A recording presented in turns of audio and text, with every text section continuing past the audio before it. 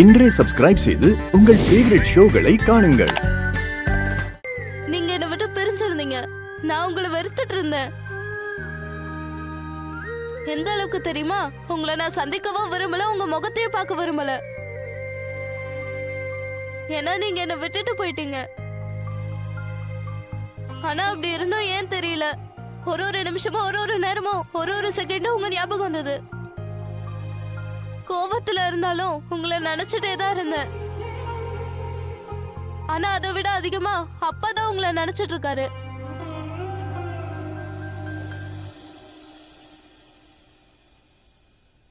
நீங்க இப்ப எப்படி போய் சொல்றீங்களோ அதே மாதிரிதான் அவரும் எங்க கிட்ட போய் சொன்னாரு, உங்களை நினைக்கிறதே கிடையாதுன்னு. ஆனா அவர் சொல்றது பொய்ன்னு எனக்கு தெரியும். அவர் உங்களையே தான் நினைச்சிட்டு இருக்காரு. அதே மாதிரி இப்பவும் நீங்க பொய் சொல்றீங்கன்னு எனக்கு தெரியும்.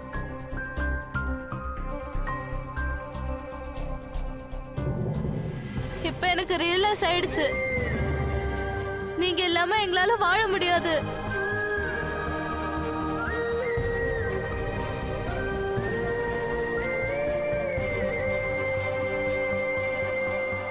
உங்களாலயும் நாங்க இல்லாம வாழ முடியாது.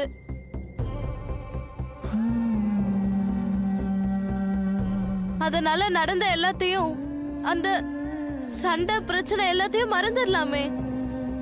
நீங்களும் அப்பாவை கூட ஒருத்தர் மன்னிச்சுக்கலாமே. நடந்த எல்லாத்தையும் மறந்துருங்க, எங்க லைஃப்ல திரும்பவும் வந்துருங்க.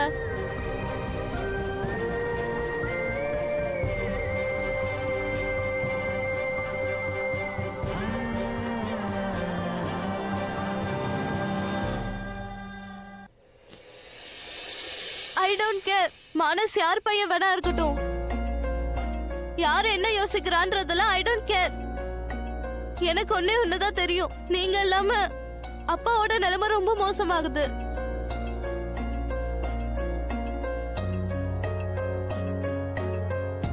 அவர் இல்லாம உங்க நிலைமை மோசமாகுது. நீங்க இல்லாம அப்பாவால இருக்க முடியாது, அவர் இல்லாம உங்களால இருக்க முடியாது.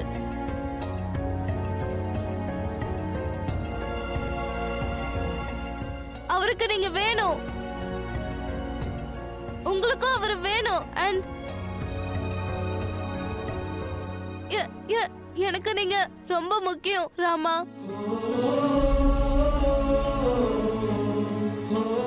இன்னில இருந்து நான் உன்னை ராமான்னு தான் கூப்பிடுவேன்.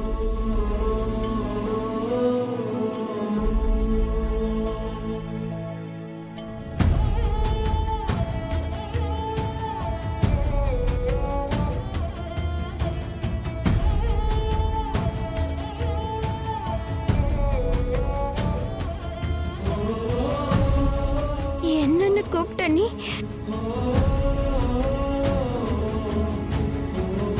ராமா.